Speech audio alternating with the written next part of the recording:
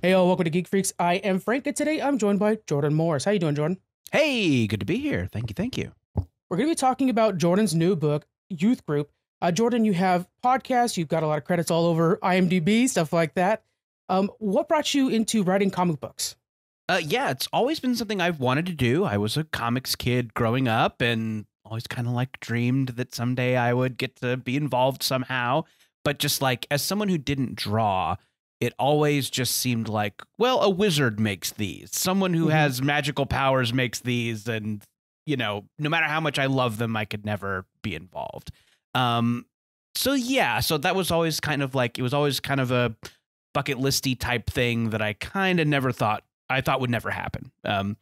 And like in my early 20s, mid 20s, when I first kind of started writing and, doing my first little bits of professional writing, I was like, maybe I could take a stab at comics. And me and a buddy, we came up with some pitches and sent them to a friend who said he would send them to somebody. But I don't know. We got crickets on them, whatever's quieter than crickets. That's what we got.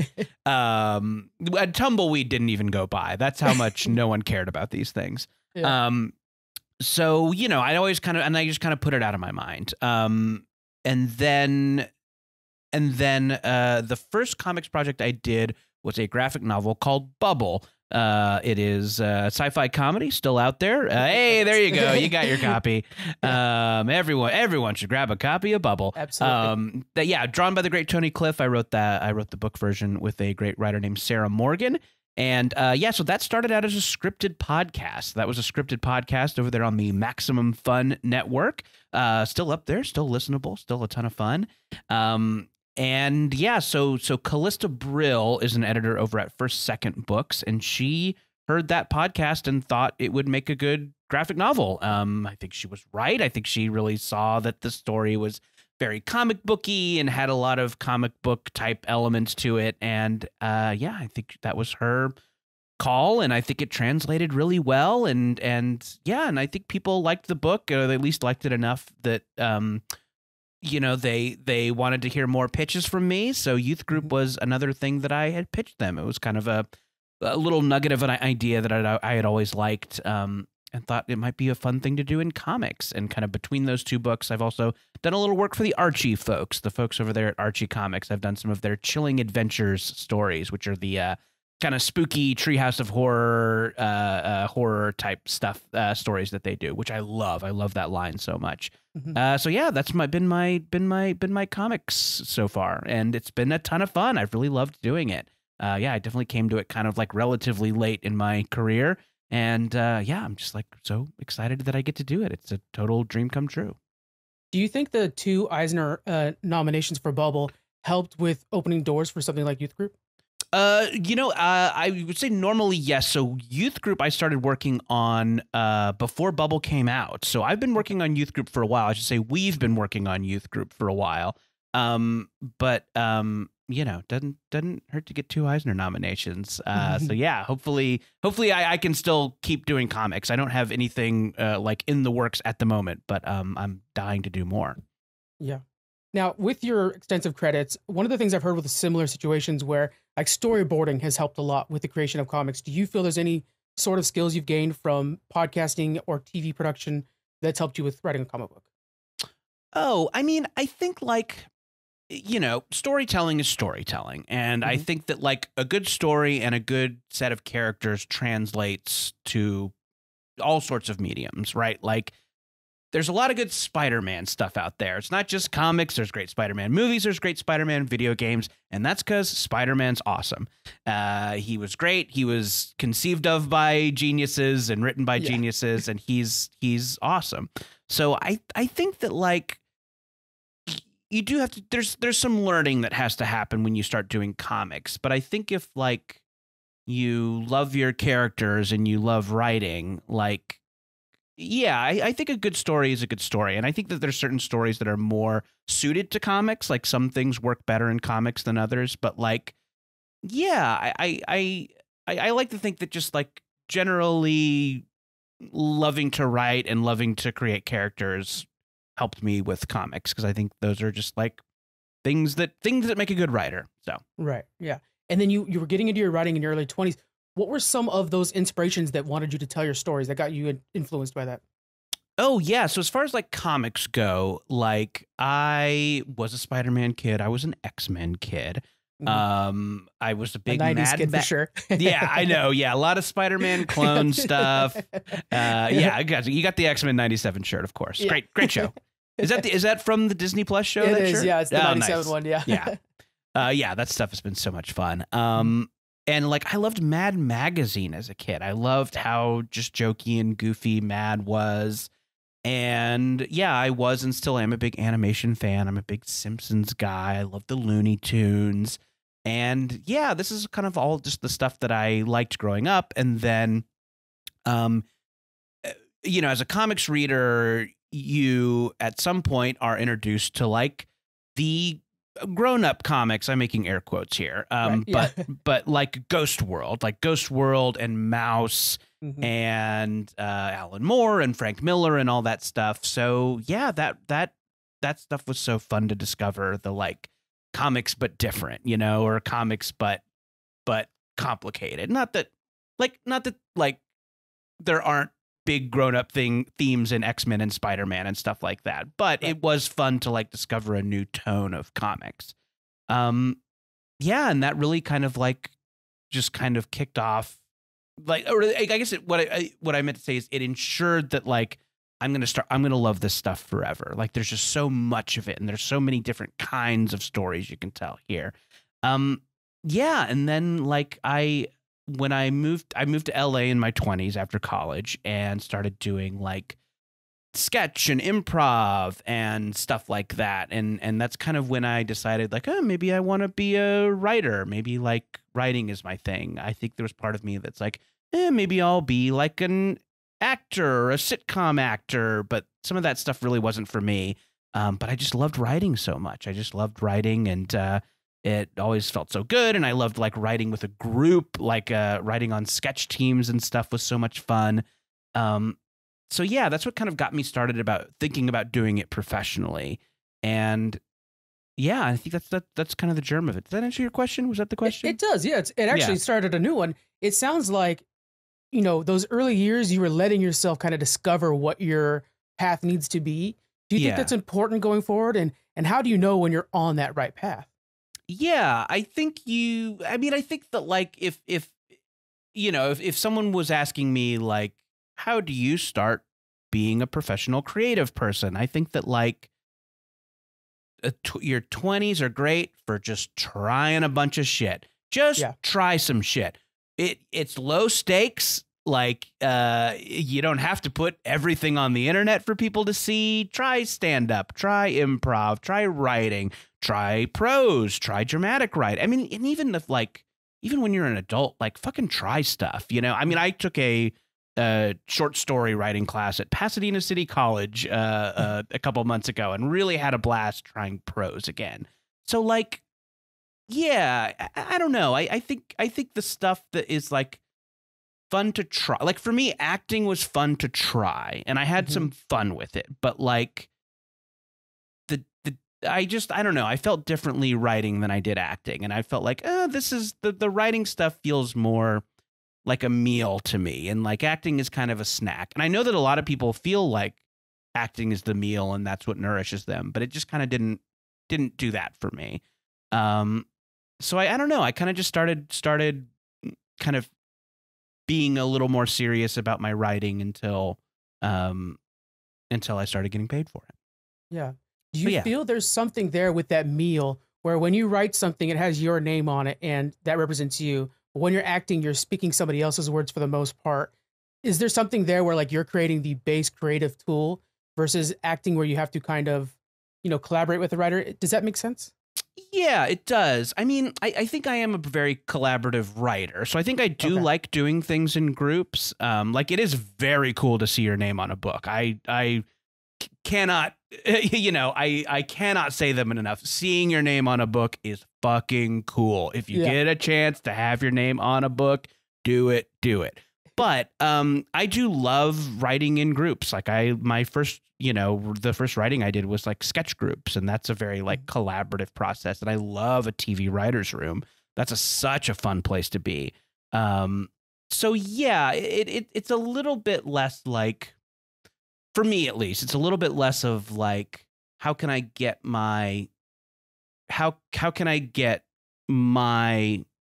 ideas and opinions out there, and more kind of about how can we take the germ of something that amuses us and turn it into something, right? Like, yeah, I think a lot of my ideas just kind of start of like, they're funny notions, you know, like the youth group, the book that I'm promoting is like, what if your goofy Bible study had to fight demons? Or what if your goofy Bible study had to do exorcism? So yeah, it was just so much fun to turn that from amusing notion to a book that people are reading. So yeah, just that kind of like something out of nothing, or just kind of taking the idea and running with it is really, really fun to me. I totally love it. Yeah. Two other big projects that I think a lot of people know you from. One of them is, of course, Jordan Jesse Go. You've been doing this podcast for a very long time. How do you stay motivated podcasting so long? Yeah, sure. Jordan Jesse Go. It's a chat podcast I do over there on Maximum Fun with Jesse Thorne of NPR, and it's a blast. It's very podcast 1.0. It's just me and Jesse shooting the shit. We have a guest, and we just kind of goof around for 90 minutes a week, and it's a ton of fun. I mean, I think the thing that keeps me going with it is that like it's fun. It's a blast. Like, Jesse's such a funny, great dude, and we have great guests. Like, it just like, you know, getting to sit down and shoot the shit with Patton Oswalt for 90 minutes is such a thrill, and Maria Bamford and people like that. It's just so cool and fun. And so, yeah, I think that it's an easy thing to do because I look forward to it. But also, yeah, it has some of that element that I talked about liking, of turning nothing into something, or turning the germ of an idea into something. We kind of just talk, and if something amuses us, we kind of follow it, and we goof around and you know, one up each other, yes and each other, and if the episode goes well, you have a goofy bit at the end. So I really like that part of it. So yeah, I mean, yeah, Jordan Jesse Go. It's just it's a ton of fun, and I think we'll probably still be doing it in 15 more years. And it's a classic. It's a podcasting royalty. You guys have seen so many podcasting changes, and there's still Jordan Jesse Go holding strong. So that's nice. Just hanging out, having no premise, being hard to recommend to friends. I got so many outlines around me, so it's kind of nice that there's still podcasting. You know, I try to do that on the side too, but yeah. And then of course you're Jordan from Good Mythical Morning. This is the geeking out of me that's starting to leak a little bit. Let's do it. Let's geek, right? It's in the name of the show, right? Yeah, for sure. People expect it. You play so many characters that are so endearing, and boy, I enjoyed even this morning's episode with Cotton Candy Randy giving advice to Link that was not super helpful. How do you manage these different characters, and do you ever kind of like write into them? Do you ever like, oh, this would be really fun because I know I could do some Cotton Candy Randy on top of this? Oh, it's a good question. I mean, the mythical stuff is so much fun. It's a blast and a half. I don't know. You know, I don't have a lot of say as to what like comes back. I just kind of show up, and I show up and I try and like, you try and make them laugh. You try and make the crew laugh. And that's like your little audience, right? Like, so when I'm doing the goofy characters I do on Good Mythical Morning, I should say a daily YouTube show out there. It's very funny, but hosted by Rhett and Link, two of the funniest guys around. And I come in as a variety of wacko characters. Yeah, I don't know. I'm kind of just trying to make them laugh. I'm trying to make them break. I'm trying to make like the camera people and the sound people laugh. Yeah. And yeah, it is very much a just like, what can I do in the moment that's kind of gonna like throw a wrench in things. Yeah. So yeah, I don't think too much about like,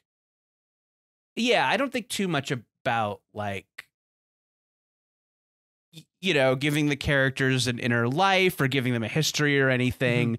But it is fun that we've been doing some of these characters for so long. They now have weird, rich backstories. Yeah. Like the guy from Michigan and Transformers. Yeah, there's there's a guy from Michigan. There's a guy who works in an auto plant whose wife has affairs with various cartoon characters, and he's mad about it. So yeah, I mean, I never thought we'd do that more than once. So yeah, and now it's a fan favorite. Every time I see those footballs come out, I'm like, come on, baby. Yeah. Just a quick note on that though. Once you're saying this and how you're trying to make everybody laugh, it reminds me of like your early days, you guys on the couch, and you always seem to be on. There always was like I would attribute it to like the gift of gab, really, right? Like you knew what was going to grab that joke, maybe in comparison to others that were more kind of like following the rules aspect when you would like cut in with the joke.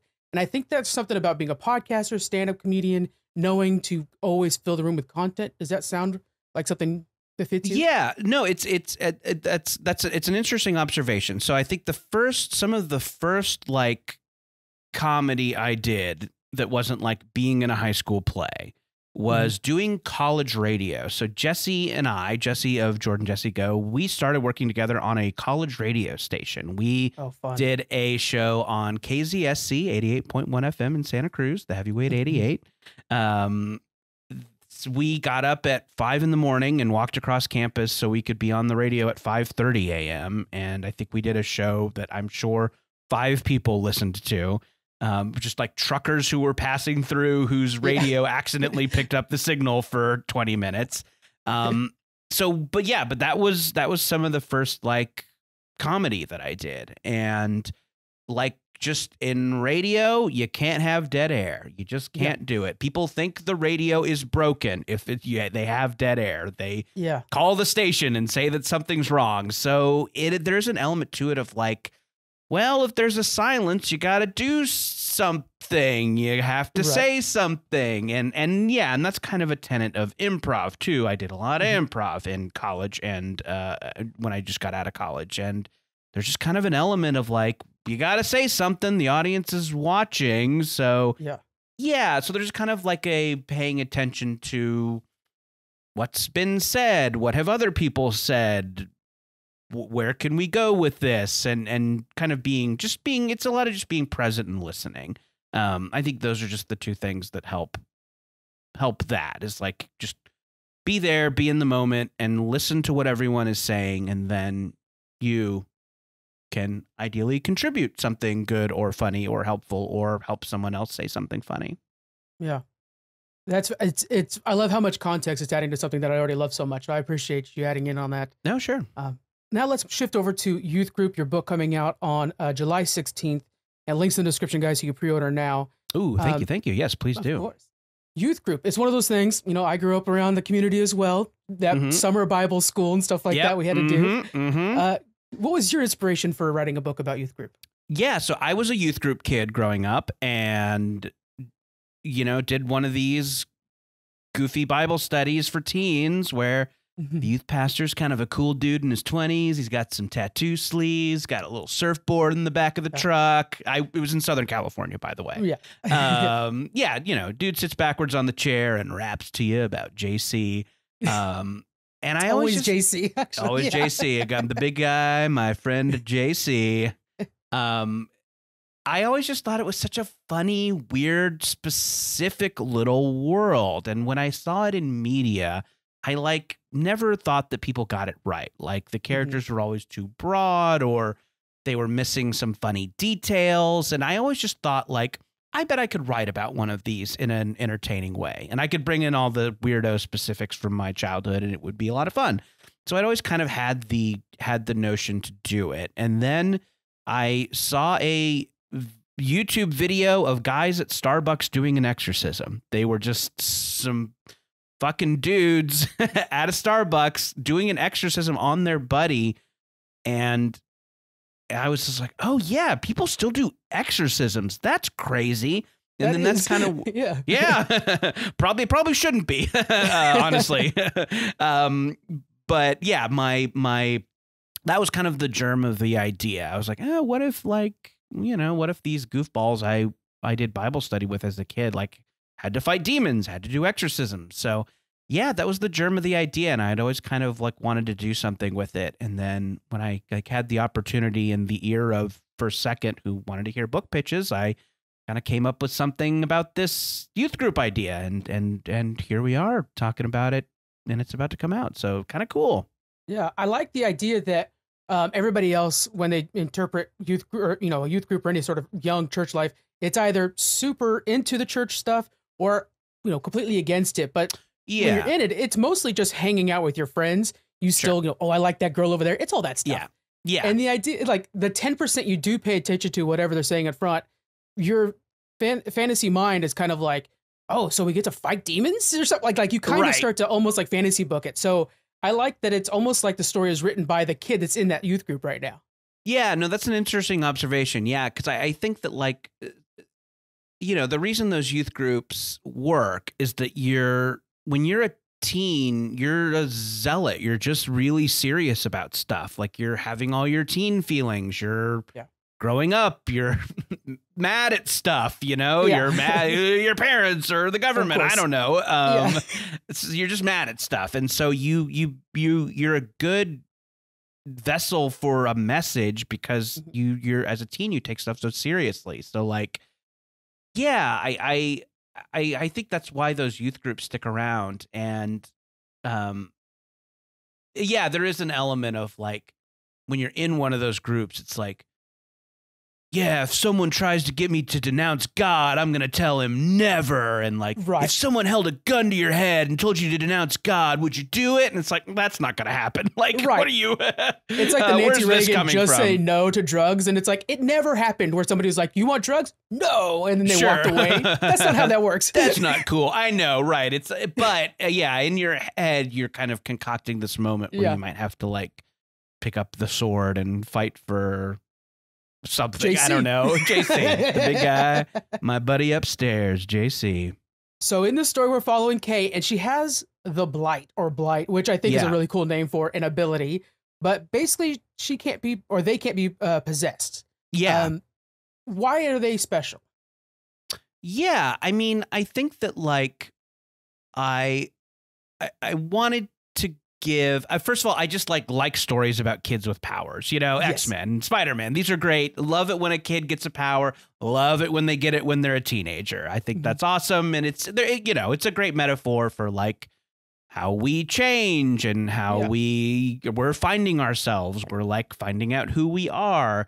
So yeah, I think I wanted to give Kay a reason to go along with the youth group. And I wanted to give them a reason to have to take her along because, when we find Kay, our main character in the story, like she doesn't want to go. There was always a kid in youth group, always a couple of kids who you could tell their parents made them go, and they didn't like. They're like, I hate this. I would rather be like reading manga. I would rather be anywhere else in the world. And so I like making one of those kids the main character because they're interesting. They're funny. They have a conflict with the group. So yeah, I thought the idea of giving her a power was interesting and fun because it gave them a reason to want to include her, but also it kind of gave her a little mystery about herself to figure out, right? Mm-hmm. Like she's learning about all this stuff for the first time. She's just learning like demons are real. So I wanted there to be kind of something personal for her, like a personal discovery she was making. Yeah, you've compared this to Buffy the Vampire Slayer. Very similar thing. It was like, hey, surprise vampires, right. Now you're fighting vampires. Mm-hmm. Okay. Stuff like that. Now Kay obviously being the goth kid that doesn't want to be there, and then meeting these people that seem interesting beyond the situation they're in, even, the two youth group leaders and stuff like that. Could we expect that Kay is going to embrace the group more as she develops as a character? Yeah. I mean, I think, I mean, I didn't want it to be, I mean, I think I wanted her feelings about the youth group to be complicated. And I didn't want to make it black and white, right? Like, I think even when you're in one of those things, like there's times when you think like, I don't like this, or I don't agree with this, or maybe this isn't for me. So I think I always wanted to make her feelings about it complicated. Yeah. But she wants to do the right thing, and I think everybody in the story, all the human characters at least, like they're trying to save the world. They're trying to keep people from dying, and I think that like even though they all have a different idea of what that means, they all kind of want it. They don't want to die, right? Like they don't want demons to kill them. So yeah, I wanted everybody to have kind of a different perspective and have to like put aside the little stuff to work together. Mm-hmm. Yeah, and we see even so like with Kay and this crew, I expect, you know, I'm growing up and I don't know who I am, but also I'm dealing with these newfound powers, much like what we saw with Bubble, where it's like relationships are complicated, but this one guy also came from the brush with me, so we actually have the most in common, although, you know, we're often, you know, it's like putting very real relationships and people in complicated situations. Let's both be true, and it makes it more relatable for us to explore, I think. Yeah. Thanks. See, I do like that stuff. I do kind of like it when people are not on the same page but have to work together anyway. Yeah. Now we have humor and horror blending together. How do you do that? How do you match those two? Yeah, I mean, I really love horror comedies. I think horror comedies are some of my favorite stuff. Buffy, you mentioned, Shaun of the Dead. Like these are the great texts in my opinion. So yeah, I think I just wanted to like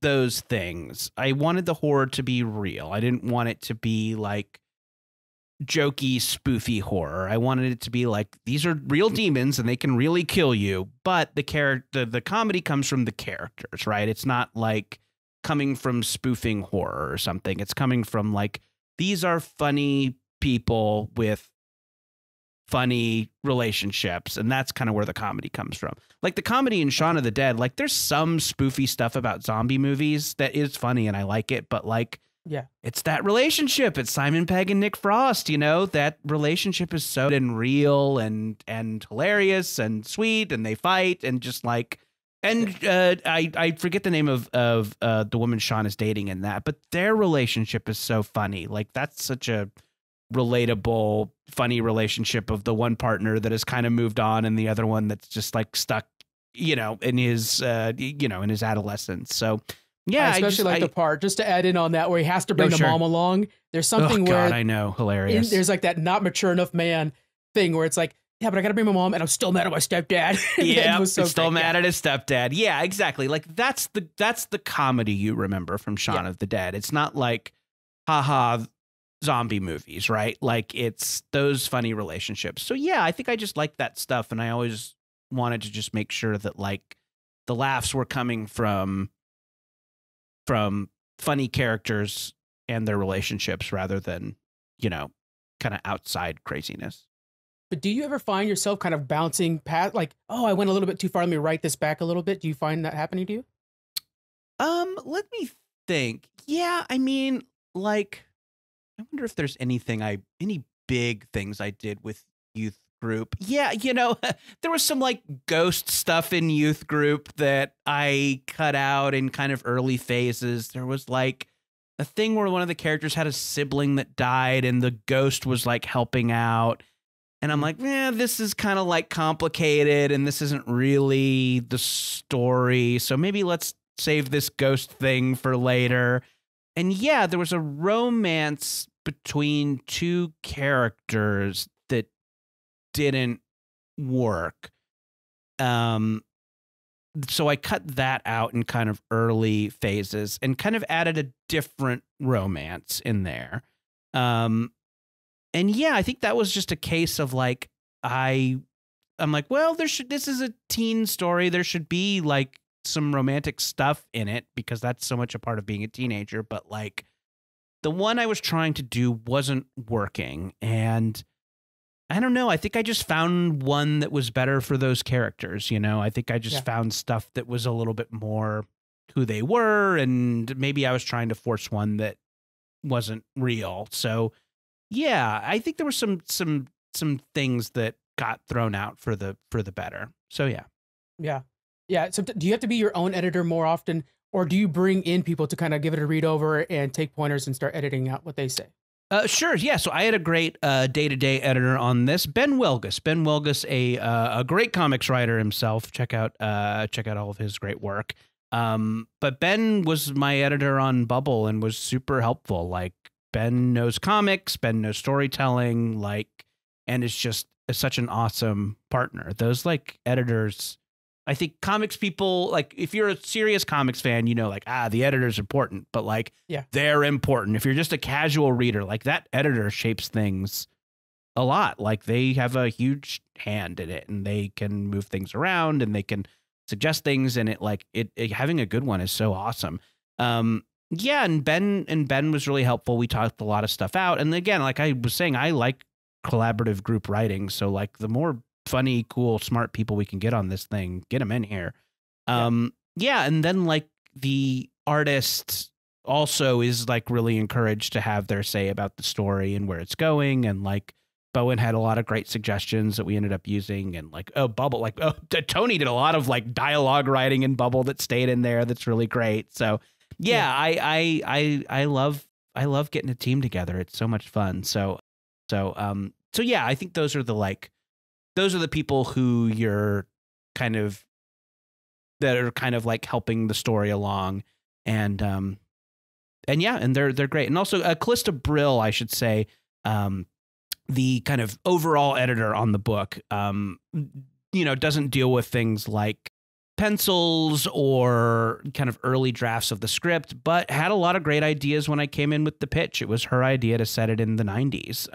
The original pitch was it was modern and they had, there was just like, it was set in the present day. And I think what she saw in the pitch was like, oh, this guy's like kind of trying to tell the story of his childhood a little bit. Like, let's just literally do it in the 90s. And I think that was a really like, not only a very fun idea, because then you get to have like 90s references and 90s clothes, which are just 2024 clothes, honestly. But, I think it was fun, but also made it, I don't know. I think it's one of the more emotionally rich things that I've done as somebody who doesn't do a lot of that. And I think it was a big part of that was Callista saying, hey, set it in the 90s. So yeah, a lot of great people helped make Youth Group. That's a great call with the 90s thing, because immediately I almost waited for you to say it. It's like no cell phones, because I think that's such a big part. And in Bubble, that's a really, obviously the Hunter app, but right. Midway through 61 pages beforehand, you could leave a review for it and stuff like that. And yeah, that was Tony's idea. There's a little thing. Yeah, there's a little page in Bubble where it encourages you to review the book,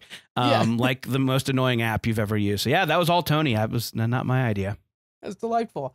And then, just a quick shout out again to the editor. There was a lot of times in Bubble, which again, guys, I'll put the links to that as well, where I felt like normally we would probably get a couple more boxes of them walking out of town or something like that. But it felt like we don't need to see that. We're punched out. We're already going, opening the door to the hatchback out of this bubble.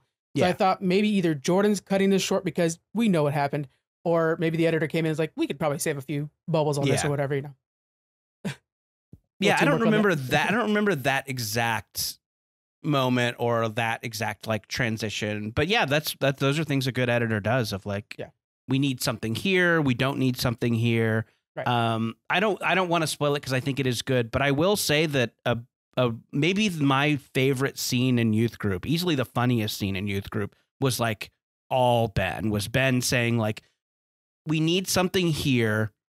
What if it's something like this? And we came up with this scene. I'll say what it is. So when people get to it, I don't want to spoil it, but it's a scene that like, it's a scene between a demon that's possessing someone and the person, like them. It's the conversation they have when you're possessed. And I really love it. And that was kind of like, that was really a big thing that Ben pushed for. And I think it's like the best thing in the book. So speaking of Bowen McCurdy, she worked on the art of this book, of course. And how much are they given freedom to move things around? How much freedom do you give them as the artist? Yeah, different schools of thought on that. Like comics is very like loosey goose with its formats. Mm-hmm. Like there's a lot of different ways to make a comic, a lot of different ways to write a comic. But yeah, I kind of have a let them cook philosophy when working with an artist, because I can't do it. You know, I don't know how to draw anything at all. So I want to trust them. And I think that like, you know, it's a very good book that I think if you like comics, you should read. And if you want to write comics, you should definitely read. It's Words for Pictures by Brian Michael Bendis. One of the best to ever do it. And it is like just a guide to writing comics. And there's a lot of just his personal philosophy in it. And in he's a big thing he says is like, before you start the book, ask them what they like to draw. Ask them what they don't like to draw. If they don't want to do a bunch of crowd scenes, don't put a bunch of fucking crowd scenes in it. It's their time to you make them look good. Don't do things that they don't want to do. So I think I really like took that to heart, and really like when I'm working with an artist, want to do a lot of things that they like and they're excited about, because if they're excited about drawing the book, they're gonna do a good job drawing the book. I did a really fun story for Archie recently in Pop's Chocolate Shop of Horrors, Fresh Meat. Worked with a great artist named Liana Congas, and I just read a book that they drew called Know Your Station that had all this like beautiful gore in it. It's a slasher set on a space station. And so, yeah, when we got paired up to do this story, I was like, great, I think Liana loves doing this. Let's try and gore this thing up. Let's have a lot of kind of crazy kills and decapitations and human flesh getting eaten and stuff like that. So yeah, I'm not saying that's the way that every writer should approach every comic, but I really like doing that and thinking about it. So yeah, I think that like, unless you are a writer artist who is just writing, like assume that professional knows what they're doing. Yeah, I have noticed over the many interviews I've done with comic book writers at this point is that there seems to be like a longevity thing to it too. Like if you let the artist do the artist thing, it helps the writer with the longevity of their career, because there's a less burnout when you're micromanaging every little segment. There's so many segments with the letterer and stuff like that. So it helps out a lot too. You could be working on the next story while they do their thing. Yeah. And I'm very lucky. I've only worked with wonderful, delightful geniuses. So, you know, I've been very lucky to be just like paired up with awesome people. And I've never like not trusted one of their decisions. So yeah, it's been a real pleasure for sure. That's wonderful. Okay, so with Youth Group, are we looking at a complete story here, or do we have a future expansion of this story? Yeah, I mean, I'd love to do more. It's really, really fun. I think the story does have a beginning, middle, and an end. So if you pick it up, it's not gonna, you know, this isn't a Across the Spider-Verse situation. Which I loved, but you know, the ending of that movie, it's like, oh, come on. So this is not that, but yeah, I would love to do more. So, I mean, I hope folks check it out, and, you know, if you're excited about it, you know, give it a pre-order those are really, really important. I know it gets annoying hearing authors say pre-order my book, but it's very important. And I think it would expedite a sequel requests if the pre-orders were good. So yeah, I'd love to do more. I think it's just all about, do people like this one, and does it sell well, and do people want more? And if they want more, I'd love to do them. I love these characters a lot, and I love the weird little world. So for sure. Okay. And then while we're talking about Bubble as well, that final page. Yeah. I need to know what's next. Please tell me there's a sequel cooking for that. Oh, there's not a book sequel currently. Yeah, I would love to do another Bubble. Yeah, it you know, remains to be seen what the future of Bubble is. There's some stuff we're working on, but yeah, but if anybody ever wanted more Bubble comics, I'd love to do them. Okay. If not a comic, at least just scribble down on some binder paper that this is what happened. Oh yeah. I would really appreciate it. Yes, if it gets there, I will just write something in my notes app and post it. I'm like, this is the ending. Much appreciated from your fans. Yeah. Okay. So again, guys, Youth Group, all the links are in the description, and make sure you guys follow up on that. Also follow Jordan on all the social media, of course, but Instagram specifically, you get to hear about Josie, Jordan Jesse Go. You get the updates from what guests are on that. Thank you so much for hanging out with me today, Jordan. Yeah, this was really fun. It's a fun chat. Really, really cool. I appreciate it. I appreciate you hanging out with us. All right, guys, we'll see you guys next week. Bye.